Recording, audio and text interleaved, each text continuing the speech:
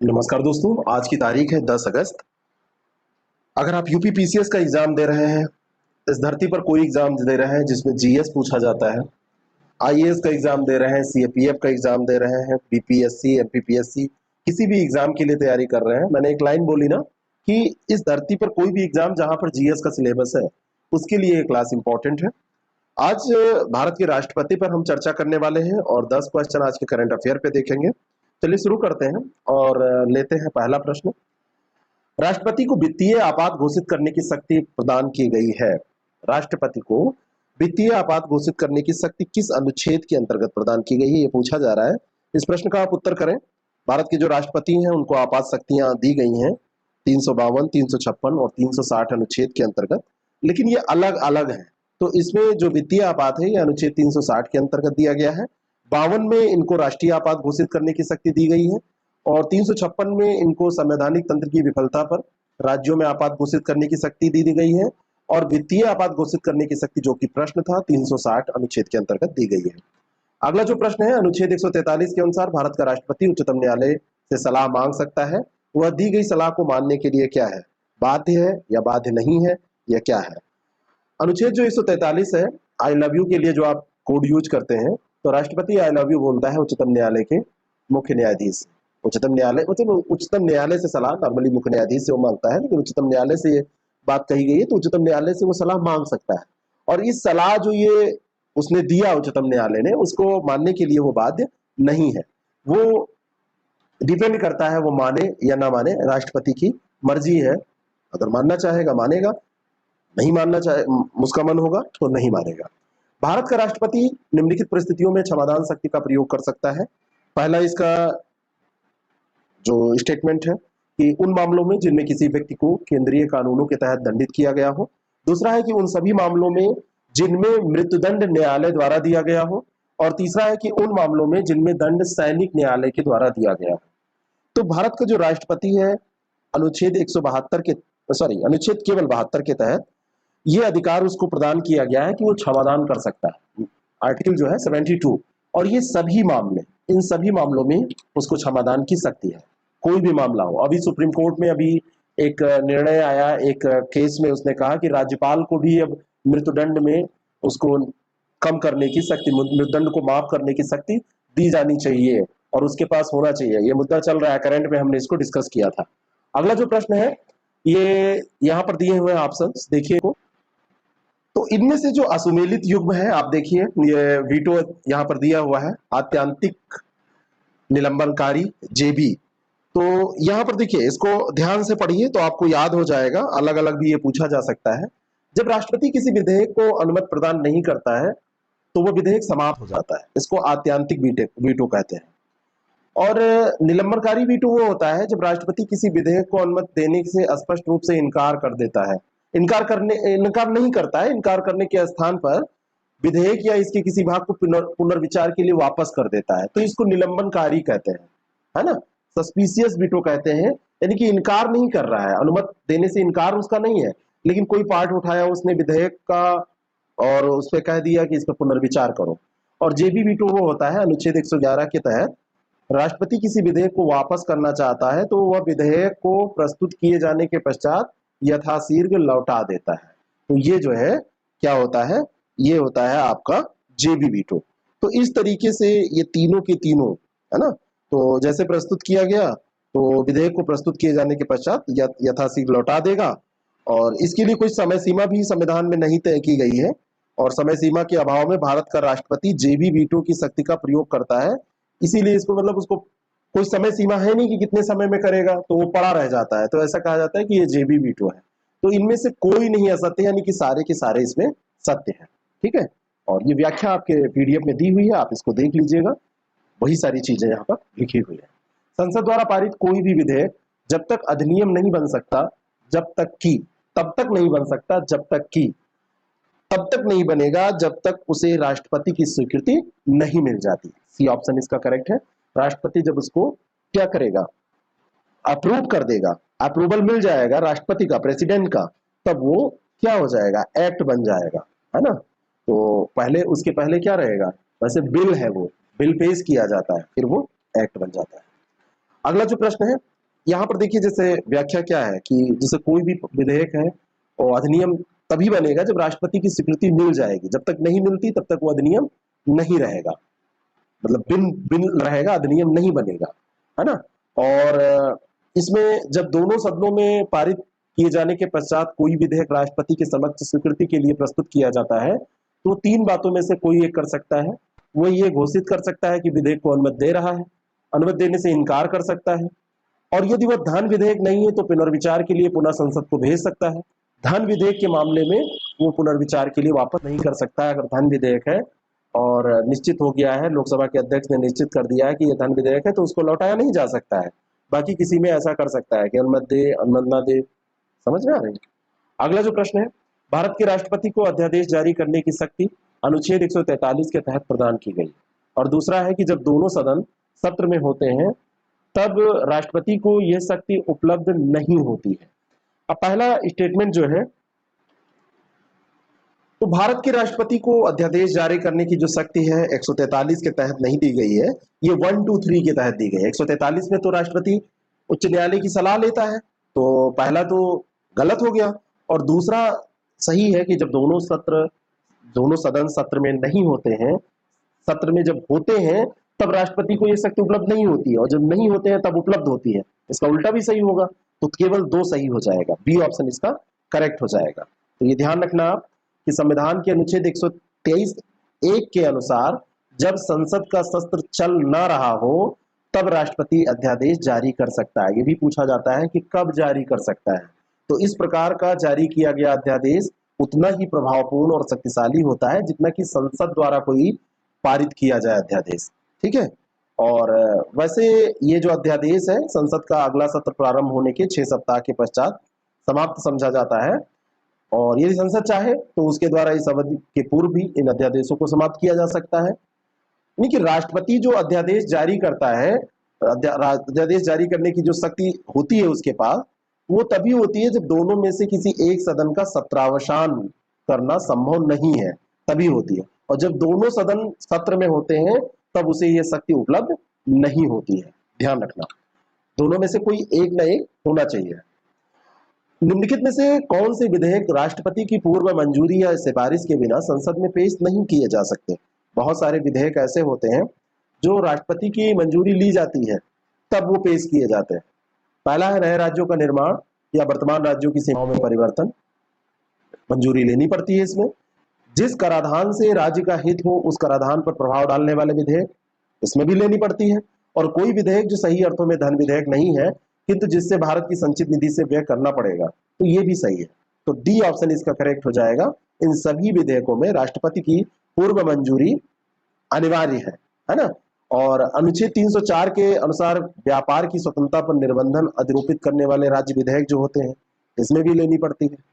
कोई विधेयक जो सही अर्थों में धन विधेयक नहीं है किंतु जिससे भारत की संचित निधि से व्यय करना पड़ेगा, वो भी इसके अंतर्गत आते हैं। ऐसे विधान की सिफारिश करने की अनंत शक्ति राष्ट्रपति को दी गई है जिससे वह ऐसा विधान प्रारंभ करने के पूर्व प्रभावित राज्यों के विचार प्राप्त कर सके। ये भी एक मतलब विचार उससे लेगा, उसके बाद भी ऐसा करेगा। तो इस तरीके से इनको ध्यान में आप रखेंगे। भारत का राष्ट्रपति दोनों सदनों की संयुक्त बैठक को आहूत कर सकता है। पहला स्टेटमेंट, संसद के किसी एक सदन में या संसद के संयुक्त अधिवेशन में अभिभाषण कर सकता है और दोनों सदनों की संयुक्त बैठक की अध्यक्षता करता है। पहला दूसरा स्टेटमेंट तो बिल्कुल सही है, लेकिन अध्यक्षता एक दिन हमने डिस्कस किया था डेली 30 में, या नहीं किया होगा, अगर मुझे तो याद आ रहा है किया था, तो किया था हमने, जो केंद्रीय मंत्रिमंडल की बात कर रहे थे, तो लोकसभा पे हमने प्रश्न किए थे। तो लोकसभा में हमने बताया था कि जो अध्यक्षता है वो लोकसभा का अध्यक्ष करता है। तो पहला और दूसरा सही है, तीसरा स्टेटमेंट यहाँ पर गलत है ना। दोनों सदनों की संयुक्त बैठक की जो अध्यक्षता है वो लोकसभा का अध्यक्ष करता है, जो स्पीकर होता है लोकसभा का वो करता है।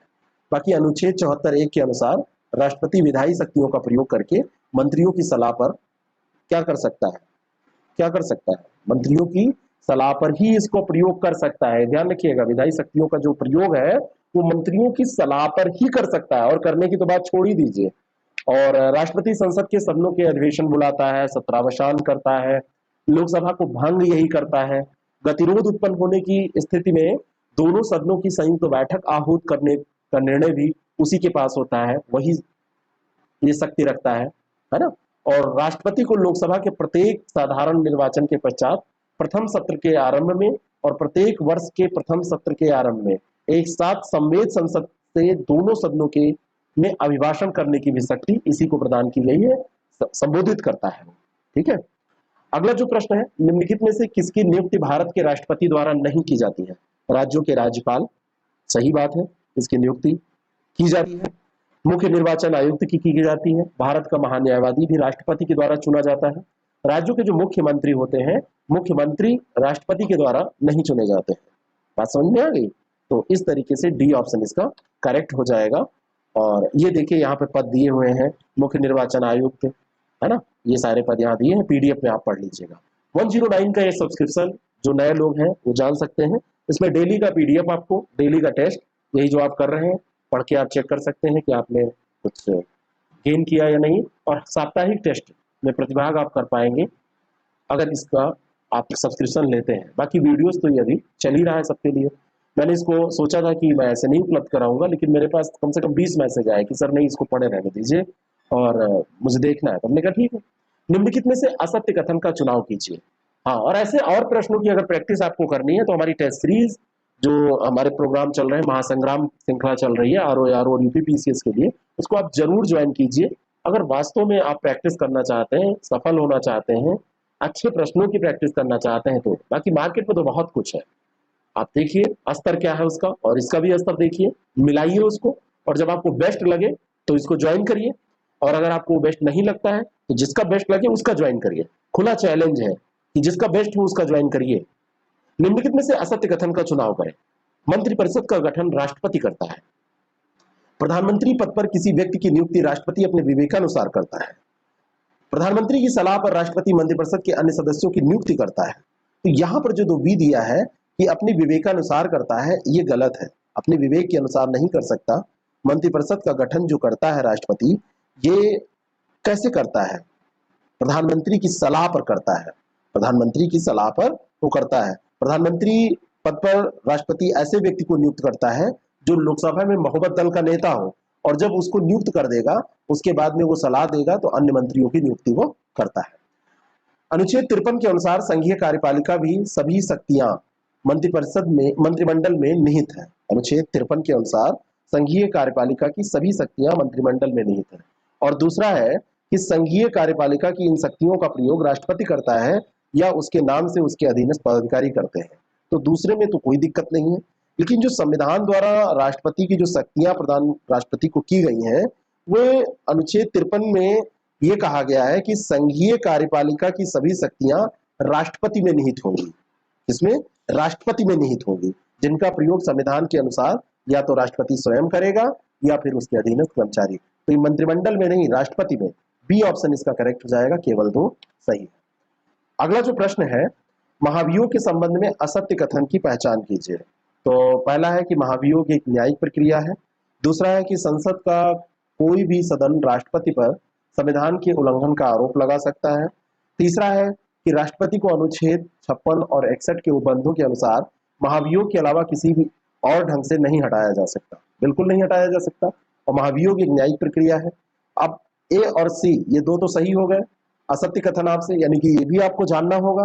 तो संसद का कोई भी सदन राष्ट्रपति पर संविधान के उल्लंघन का आरोप लगा सकता है, ये बिल्कुल सही बात है, बिल्कुल लगा सकता है। 14 दिन की लिखित सूचना देकर कुल सदस्य संख्या के कम से कम 1/4 सदस्यों का हस्ताक्षर करा के ये एक संकल्प प्रस्तावित किया जा सकता है और 2/3 बहुमत द्वारा ऐसा संकल्प पारित किया जा सकता है ना। और अगर इससे कम है तो उसको नहीं माना जाएगा। लैंग्वेज जो लिखी मैं आपको दिखा रहा हूं, इसमें असत्य कोई भी नहीं है, सब सत्य है। ये लिखा है कि जो ये आरोप लगाया जाएगा, तो किंतु ऐसा आरोप तब तक नहीं चलाया जा सकता जब तक कि 14 दिन की लिखित सूचना न दी जाए और 1/4 सदस्यों ने हस्ताक्षर करके प्रस्थापना अंतर्विष्ट करने वाला संकल्प प्रस्तावित न किया हो। तो मैंने जो आपको बताया वो सकारात्मक वाक्य मैंने बोला, ऐसे नकारात्मक वाक्य लिखा हुआ है। और उस सदन की कुल सदस्य संख्या के 2/3 बहुमत द्वारा ऐसा संकल्प पारित न किया गया हो, यानी कि ऐसा होगा तभी, तो ऐसा पारित हो तभी होगा, लेकिन ऐसा हो पाता नहीं है जल्दी। राष्ट्रपति को ऐसे अन्वेषण में उपस्थित होने और अपना प्रतिनिधित्व कराने का अधिकार होता है। राष्ट्रपति के ऊपर आप आरोप लगा रहे हैं, मान लीजिए आपके ऊपर हम आरोप लगा रहे हैं, तो कम से कम आपको हम बोलने तो देंगे, आप अपनी बात तो रखेंगे, अपनी सफाई में तो कुछ कहेंगे। तो राष्ट्रपति को अपना खुद या अपना प्रतिनिधि वहां भेजने का अधिकार है। और अगर आरोप सिद्ध हो जाता है तो आरोप का अन्वेषण करने या कराने वाले सदन की कुल सदस्य संख्या के कम से कम 2/3 बहुमत द्वारा संकल्प पारित होना चाहिए। और संकल्प पारित किए जाने की तिथि से ही राष्ट्रपति पदच्युत समझा जाएगा। लेकिन इतना कठिन प्रोसेस है, ये होता ही नहीं है। और राष्ट्रपति को अनुच्छेद 56 और 61 के उपबंधों के अनुसार महाभियोग के अलावा किसी और ढंग से हटाया भी नहीं जा सकता, ये भी बात सही है। अगला जो प्रश्न है, भारत के राष्ट्रपति की पदावधि पद ग्रहण की तिथि से 5 वर्ष या 6 वर्ष की होती है। कभी मतलब 5 वर्ष रहेंगे, कभी 6 वर्ष। मंत्रिमंडल को संबोधित अपने हस्ताक्षर सहित लेख द्वारा अपना त्यागपत्र देकर राष्ट्रपति पद त्याग कर सकता है। ये गलत है, क्योंकि ये निश्चित है कि 5 साल की होगी। और ये जो त्यागपत्र देता है वो उपराष्ट्रपति को देता है, न कि मंत्रिमंडल को। तो डी ऑप्शन इसका करेक्ट हो जाएगा। महाभियोग से हटाया जाएगा या त्यागपत्र ये उपराष्ट्रपति को देगा। 5 वर्ष की इसकी पदावधि है। राष्ट्रपति अपने पद की शपथ सर्वोच्च न्यायालय के मुख्य न्यायाधीश द्वारा लेता है। और दूसरा है कि मुख्य न्यायाधीश की अनुपस्थिति में दिल्ली के उपराज्यपाल द्वारा शपथ दिलाई जाती है। वो नहीं है तो दिल्ली का उपराज्यपाल वहीं पे रहता है, तो उसको बुला लिया जाता है, आओ भाई तुम ही शपथ दिलवा दो, आओ, खाली बैठे हो, कोई काम नहीं है, केजरीवाल जी सब संभाले ही हैं, तो आप ही आ जाओ। ऐसा नहीं है, ऐसा बिल्कुल नहीं है। पहला सही है, दूसरा गलत है।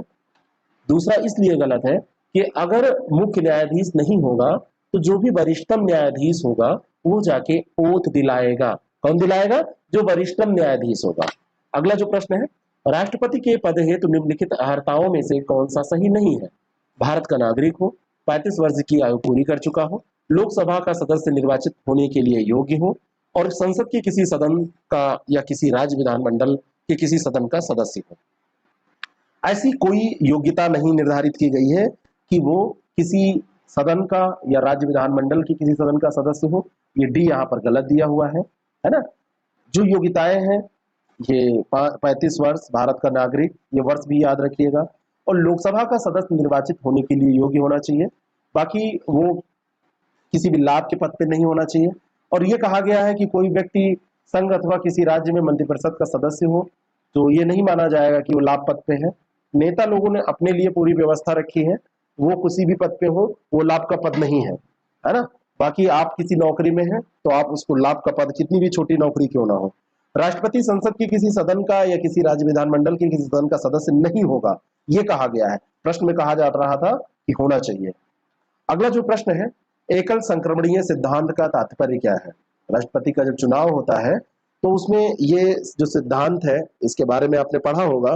तो इसमें इसका मतलब होता है, यदि निर्वाचन में एक से अधिक उम्मीदवार हो तो मतदाताओं द्वारा मतदान वरीयता क्रम में, है ना, प्रेफरेंस के आधार पर 1 2 3 4 वरीयता क्रम में मतदान किया जाए। यही है एकल संक्रमणीय सिद्धांत। तो ए ऑप्शन इसका बिल्कुल करेक्ट है। अगला जो प्रश्न है, एकल संक्रमणीय सिद्धांत का मतलब आपको समझ में आ गया ना। मतदाताओं द्वारा वरीयता क्रम में मतदान किया जाता है। मतदाता मतदान पत्र में जब देखते हैं तो उम्मीदवारों का नाम, चुनाव चिन्ह लिखा रहता है और उसके आगे वरीयता लिखते हैं 1 2 3। अनुच्छेद 55 में ये लिखा गया है कि निर्वाचन में जो मतदान होगा वो गुप्त होगा, दिखा के नहीं होगा कि देखो भाई हम आपको दे रहे हैं, कोविंद जी आपको हमने वोट दिया, ऐसा नहीं कह सकते। जो हमारे महामहिम राष्ट्रपति जी, अगर उनके चुनाव की बात करें तो ये गुप्त मतदान है। भारत के राष्ट्रपति के चुनाव में संसद सदस्य के मत मूल्य का निर्धारण करने के क्रम में राज्यों की विधानसभाओं के सदस्यों के मत मूल्य को जोड़कर उसमें क्या किया जाता है, कैसे निकाला जाता है? तो मत मूल्य को जोड़ के संसद के दोनों सदनों के निर्वाचित सदस्यों के योग का भाग कर दिया जाता है। संसद के दोनों सदनों के निर्वाचित सदस्यों के योग का भाग कर दिया जाता है। यानी कि भारत के राष्ट्रपति का चुनाव हो रहा है तो संसद सदस्य के मत मूल्य का निर्धारण कैसे करेंगे कि मत का मूल्य कैसे होगा? तो जिस राज्य की बात हम कर रहे हैं तो राज्य की विधानसभाओं के जो सदस्य हैं उनके मत मूल्य जोड़े जाएंगे और फिर दोनों सदन के जो निर्वाचित सदस्य हैं उनके योग से भाग दिया जाएगा। लोकसभा और राज्यसभा के जितने भी सदस्य हैं उनकी संख्या से उसको भाग दे दिया जाएगा, उनको जोड़ के, तो ये मत मूल्य निकल आएगा। ठीक है। अगला जो प्रश्न है, भारत के राष्ट्रपति के चुनाव में प्रत्येक राज्य की विधानसभा के सदस्यों के मतों की संख्या निकालने के लिए उस राज्य की कुल जनसंख्या को राज्य विधानसभा की कुल निर्वाचित सदस्य संख्या से विभाजित करके भागफल को क्या किया जाता है, ये फार्मूला होता है ना, तो इस भागफल को 1000 से विभाजित कर दिया जाता है, 1000 से विभाजित कर दिया जाता है। बात समझ में आई?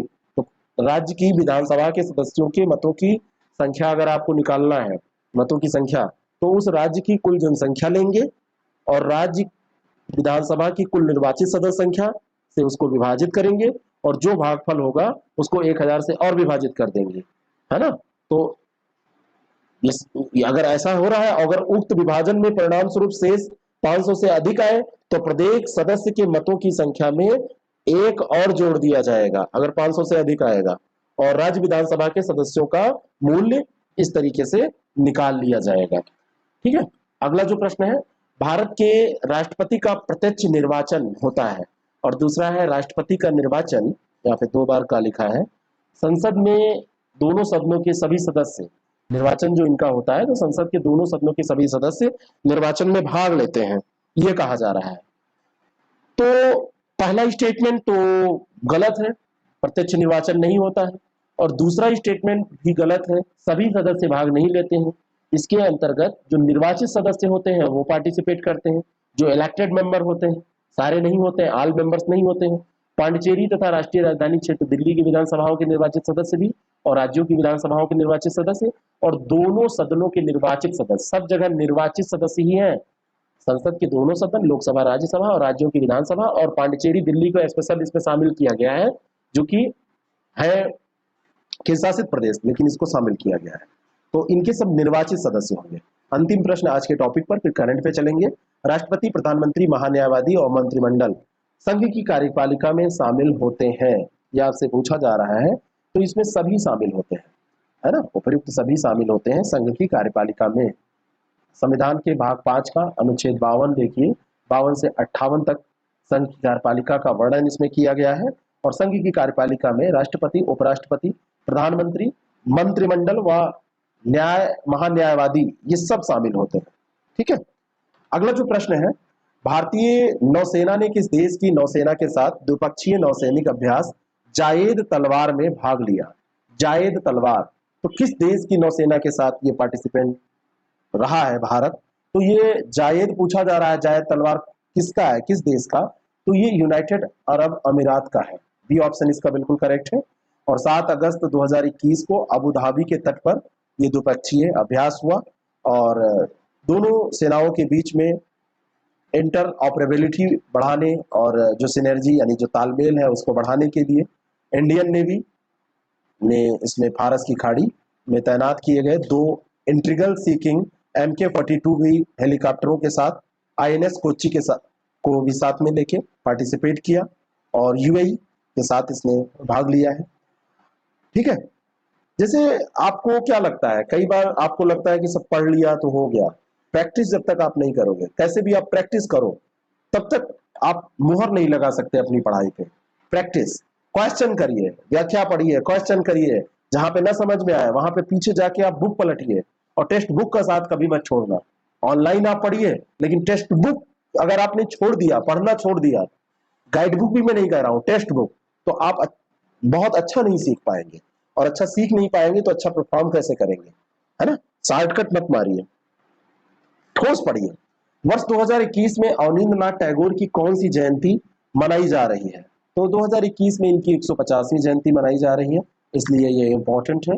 अवनींद्रनाथ टैगोर रविन्द्रनाथ टैगोर के भतीजे थे और बंगाल में बंगाल स्कूल ऑफ आर्ट्स के सबसे प्रमुख कलाकारों में, आर्टिस्ट जो थे उनमें से, उनमें सबसे इंपॉर्टेंट, सबसे प्रोमिनेंट यही थे। ठीक है, और भारतीय कला में स्वदेशी मूल्यों के पहले प्रमुख समर्थक थे। Indian society of oriental art का इन्होंने गठन किया था। बंगाल स्कूल ऑफ आर्ट की स्थापना इन्होंने की थी और इन्होंने भारतीय कला और इसके कला रूप को आध्यात्मिकता जो थी उसको रिलेट किया, उसको इंपॉर्टेंस दिया उसने, है ना। अगर विपरीत आप जाएंगे तो पश्चिम की कला आपको इसकी विपरीत मिलेगी, उसमें भौतिकवाद पे जोर दिया जाता है, यहाँ पर आध्यात्मिकता पे जो जोर मिलता है इनकी देन है। बस समझ में आ रही है। हिंदू दर्शन से बहुत ज्यादा प्रेरित, भारत माता का तस्वीर इन्होंने बनाया, अक्सर आप वो चित्र देखते होंगे, शाहजहां का, मेरी माँ का, है ना, और परिलोक चित्रण इन्होंने किया, यात्रा का अंत, ये सब चित्र इन्होंने बनाया, जो कि वर्ल्ड फेमस है। ठीक है। केंद्रीय विश्वविद्यालय संशोधन विधेयक 2021 के अनुसार केंद्र शासित क्षेत्र लद्दाख के केंद्रीय विश्वविद्यालय का नाम क्या होगा? तो लद्दाख का केंद्रीय विश्वविद्यालय है तो सिंधु केंद्रीय विश्वविद्यालय इसका नाम रखा गया है। ये मत सोचिएगा कि लद्दाख केंद्रीय विश्वविद्यालय रखा गया है। अगला जो प्रश्न है, तो ये 2021 में अभी केंद्रीय विश्वविद्यालय यहाँ बनाने को मंजूरी दी गई है और केंद्रीय विश्वविद्यालय अधिनियम 2009 में संशोधन करके सिंधु केंद्रीय विश्वविद्यालय इसका नाम रखा गया है और यहाँ पर अध्ययन सुविधाएं अब बढ़ेंगी। हिजबुल्लाह लेबनान में स्थित एक शिया इस्लामी राजनीतिक दल है, हिजबुल्लाह। और वर्तमान में जारी ईरान इजराइल संघर्ष में हिजबुल्लाह ईरान के लिए एक प्रॉक्सी के रूप में कार्य करता है। प्रॉक्सी के रूप में ये कार्य करता है, बिल्कुल सही है। हिजबुल्लाह ईरान के लिए एक प्रॉक्सी के रूप में कार्य करता है, तो ये सही है, सी ऑप्शन इसका बिल्कुल करेक्ट हो जाएगा। और 1980 के दशक में ईरान द्वारा लेबनानी शिया समूहों को एकत्रित करने के प्रयास के तहत इसकी स्थापना की गई थी और ईरान इजराइल संघर्ष में हिजबुल्लाह है वो ईरान के लिए एक प्रॉक्सी के रूप में कार्य करता है और ये एक राजनीतिक दल है लेबनान का। आपसे प्रश्न यही पूछा जाएगा ये कहाँ पर सक्रिय है या कहाँ पर इसकी स्थापना हुई थी? माउंट मेरापी किस देश का सक्रिय ज्वालामुखी है जहां पर हाल ही में विस्फोट हुआ? तो ये इंडोनेशिया का है। इंडोनेशिया में ये विस्फोट हुआ है 3000 मीटर, लगभग आप मान सकते हैं 9700-9800 फीट, 2968 मीटर ऊंचा ये ज्वालामुखी इंडोनेशिया की घनी आबादी वाले द्वीप जावा भी याद रखिएगा, वहां के प्राचीन शहर पड़ता है वहां पे याग्याकार्टा, उसी के पास है ये। और माउंट मेरापी इंडोनेशिया में स्थित दर्जनों ज्वालामुखियों में सबसे अधिक जो ज्वालामुखी सक्रिय है उनमें ये आता है। ठीक है। मेरापी का मतलब क्या होता है? आग बनाने वाला, जो कि ज्वालामुखियों का एक लोकप्रिय नाम भी है। तो 2010 में इसमें विस्फोट हुआ था तो 347 लोग मर गए थे, है ना। और रिंग ऑफ फायर वाली बेल्ट में भी आता है, सरकम पैसिफिक बेल्ट जो है उसमें अवस्थित है और इस कारण से इसकी सक्रियता अक्सर बनी रहती है। और ये जो बेल्ट है रिंग ऑफ फायर, ये भूकंप प्रभावित भी क्षेत्र है। प्रशांत महासागर के चारों तरफ ये पूरी बेल्ट है ना, विवर्तनिक प्लेटें आपस में यहाँ पे टकराती हैं, भूगोल में मैंने पढ़ाया था। राष्ट्रीय महिला आयोग की वर्तमान अध्यक्षा जिनका कार्यकाल 3 वर्ष के लिए बढ़ाया गया है, 2-3 दिन पहले ही आया था, मैंने इसको उस पर डाला भी था, टेलीग्राम आप लोग फॉलो नहीं करते हैं, उस पर सब मैं डाला करता हूँ। तो रेखा शर्मा, इनके कार्यकाल को 3 साल के लिए बढ़ा दिया गया है और 7 अगस्त 2018 को राष्ट्रीय महिला आयोग की अध्यक्ष ये बनी थी अध्यक्षा। और देखिए मोदी गवर्नमेंट में ये बहुत हो रहा है, कार्यकाल बढ़ा दिया जा रहा है, नए लोगों को अवसर नहीं दिया जा रहा है। कई मामलों में ये अच्छी बात नहीं है ना, कई मामलों में ये अच्छी बात नहीं है। और भी अधिकारी होने चाहिए और अवसर लोगों को मिलना चाहिए, नई वैकेंसीज भी आनी चाहिए, तो इनको बढ़ा दिया गया है इनका कार्यकाल। जनवरी 1992 की बात है, राष्ट्रीय महिला आयोग अधिनियम लाया गया था 1990 का, उसी में 92 में इसका गठन किया गया था। आयोग का उद्देश्य क्या है? आयोग का उद्देश्य है महिलाओं की संवैधानिक और कानूनी सुरक्षा सुनिश्चित करना, उसके लिए विधायी सुझाव देना। कोई सजा वजा ये नहीं दे पाएगा, ध्यान रखिएगा, ऐसे प्रश्न बनते हैं। शिकायतों का निवारण करना और महिलाओं को प्रभावित करने वाले सभी नीतिगत जो मामले हैं उनमें सरकार को सजेस्ट करना। केंद्र सरकार द्वारा इसमें एक अध्यक्ष और 5 सदस्य और एक सदस्य सचिव के रूप में नियुक्त किया जाता है। ठीक है। अगला जो प्रश्न है, विमान उड़ाने वाली पहली भारतीय महिला थी। विमान उड़ाने वाली, जिन्होंने पहली बार विमान उड़ाया था, 8 अगस्त 1914 की बात है, दिल्ली ब्रिटिश भारत में एक महिला जिनका नाम था सरला ठुकराल, उनका जन्म हुआ था। तो उन्होंने ये विमान सबसे पहले उड़ाया था, है ना। बी ऑप्शन इसका बिल्कुल करेक्ट है।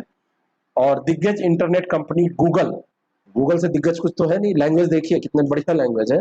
तो भारतीय महिला सरला ठुकराल को अभी 107वीं जयंती के अवसर पर डूडल समर्पित किया।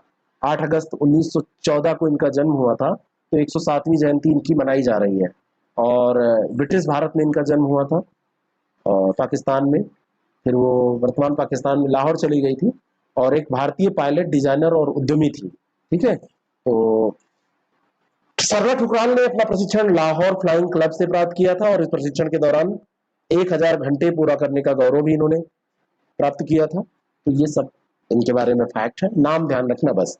सीडीआरआई को प्रधानमंत्री नरेंद्र मोदी ने 2019 में लॉन्च किया था। सीडीआरआई क्या है?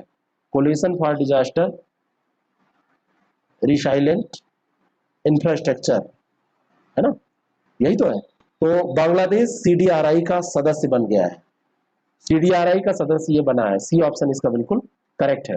बांग्लादेश अभी बना है, 2019 में इसको लॉन्च किया था। जलवायु और आपदा जोखिम के लिए मौजूदा बुनियादी जो ढांचा प्रणालियां हैं उनमें और लचीलापन लाया जाए, उनको और समर्थ बनाया जाए, इसके लिए है ना। Coalition for disaster resilient infrastructure, resilient infrastructure, और ये 25 देश और 7 अंतर्राष्ट्रीय संगठन अभी तक इसमें शामिल हुए हैं। बांग्लादेश भी इसका सदस्य भी बना है। नीरज चोपड़ा जिन्होंने टोक्यो 2020 ओलंपिक में भारत का पहला स्वर्ण पदक जीता, इनका संबंध किस खेल से है? तो भाला फेंक, भाला फेंक से है। और ये जैवलिन थ्रो अभी 7 अगस्त को भाला फेंक दिवस के रूप में घोषित किया गया है। कल के करंट अफेयर में हम लोग डिस्कस कर लेंगे, क्वेश्चन है हमारे पास। तो जैवलिन थ्रो इसको वैसे बोलते हैं। और नीरज चोपड़ा की जो ये उपलब्धि है, ये 2008 के बाद में गोल्ड आया है, 2008 के ओलंपिक में आया था, उसके बाद में अब गोल्ड आया है। तो इस मामले में ये उपलब्धि बहुत बड़ी है, बहुत बड़ी उपलब्धि है। और गोल्ड वैसे भी आप समझ सकते हैं गोल्ड कितना ज़्यादा इम्पोर्टेंट है। गोल्ड लाना अपने किसी भी क्षेत्र में आप सोच सकते हैं कितना कठिन काम है, इतना आसान भी नहीं है। पानीपत के रहने वाले हैं, सेना में हैं। 86.47 मीटर जैवलिन थ्रो इन्होंने फेंका भाला। 2016 वर्ल्ड जूनियर चैंपियनशिप में भी इन्होंने स्वर्ण पदक जीता था। 2016 में दक्षिण एशियाई खेलों में भी इन्होंने स्वर्ण पदक जीता था। 2016 AAF वर्ल्ड अंडर 20 चैंपियनशिप में भी स्वर्ण जीता था उन्होंने। जूनियर वर्ल्ड रिकॉर्ड भी उनके नाम है। तो ये सब फैक्ट आपसे पूछे जा सकते हैं रिलेट करके, इन पे जब प्रश्न बनेगा। भारत में हर साल 8 अगस्त को क्रांति दिवस, अगस्त क्रांति दिवस के रूप में मनाया जाता है। और 8 अगस्त 1942 में महात्मा गांधी द्वारा चलाए गए भारत छोड़ो आंदोलन की नींव रखी गई थी। क्या ये बातें सही हैं? हिस्ट्री का ये प्रश्न आपका तैयार हो रहा है, ये दोनों की दोनों बातें सही हैं। अगस्त क्रांति दिवस इसी कारण से मनाया जाता है, सी ऑप्शन इसका करेक्ट है। 8 अगस्त 1942 महात्मा गांधी ने क्विट इंडिया मूवमेंट की नींव रखी थी। और आज़ादी के बाद 8 अगस्त को क्रांति दिवस के रूप में मनाए जाने का फैसला लिया गया। बॉम्बे में जहां इसे झंडा फहराकर शुरू किया गया था, उसको क्रांति मैदान के रूप में जाना जाता है, ठीक है ना। क्रांति मैदान जहां से इसको शुरू किया गया था। ग्वालियर टैंक के बारे में आपने सुना होगा, तो ग्वालियर टैंक का ही नाम क्रांति मैदान रख दिया गया। ग्वालियर टैंक से ऐलान हुआ था, वहीं से ये शुरू हुआ था। तो ये रहा आज का डेली 30। और इसको आप करिए, अच्छे से पढ़ते रहिए। जो भी आपका एग्जाम हो रहा है, आधे घंटे का समय निकाल के इसको जरूर देखिए। वीडियो फास्ट करके भी आप देख सकते हैं, जहाँ पे मेरे फास्ट लगे चीजें वहाँ पे आप स्लो कर सकते हैं, पॉज करके नोट कर लिया कीजिए। Thank you so much.